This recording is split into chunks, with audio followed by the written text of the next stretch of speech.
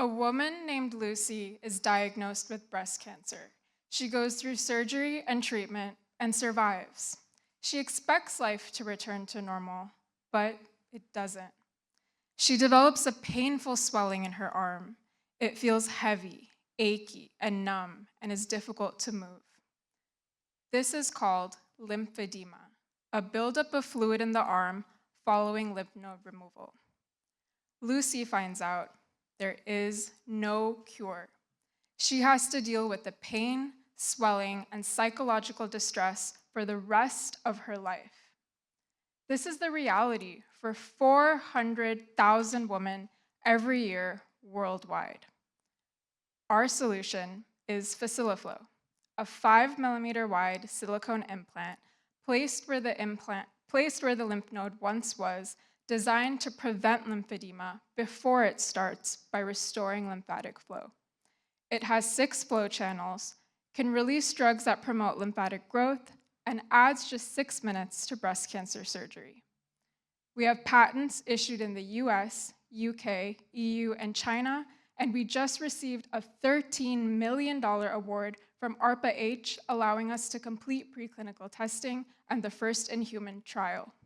We will need $6 million to complete clinical trials and take Faciliflow to market.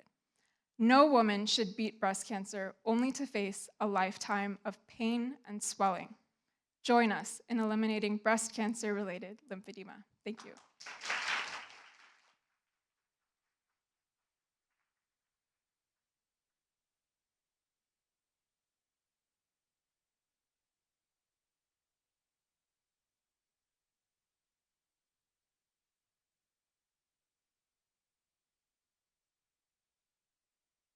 Thank you for your great pitch.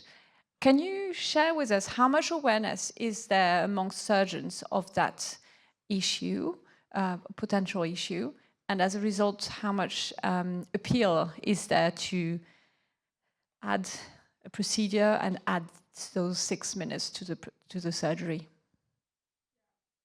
So there's not very much awareness about lymphedema. I think there needs to be more awareness about that. And about 1 in 5 women who get the breast cancer surgery go on to develop lymphedema. And there are some management options to deal with lymphedema, including exercise, compression sleeves, lymphatic drainage. So there are some doctors that believe that that's enough, but those aren't a cure. The patients still deal with pain and swelling. So I think it will be difficult to get doctors on board, but I think with the right, education and letting them know, I think they should be. Hi. So this silicon implant, does it stay in situ or in vivo forever? And if it does, is there a risk of inducing some kind of fibrosis or kind of infection down the line? Yes, so it is a permanent implant, and yes, there is a risk of fibrous encapsulation. There are multiple silicone implants that are FDA approved and on the market that are made of silicone. So we are confident that it's a good material to work with, but that is a risk, and that is something that we need to explore more.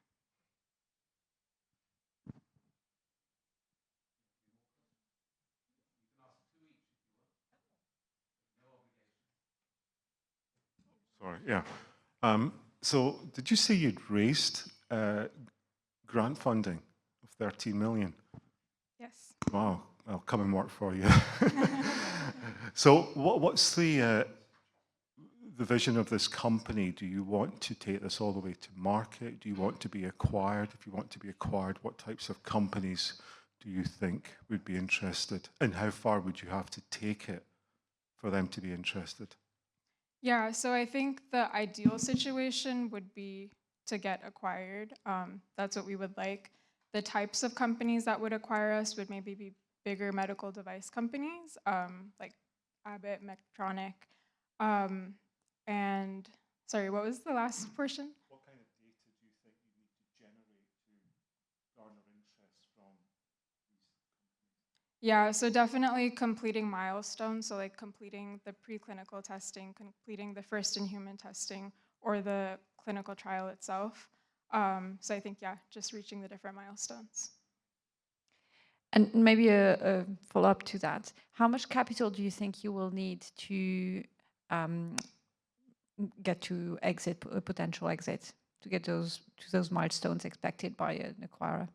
Yeah, so the $13 million award that we received from ARPA-H, that will take us to complete preclinical testing and the first in-human trial. And then the $6 million, that will be to do the pivotal trial, so to complete the clinical trials.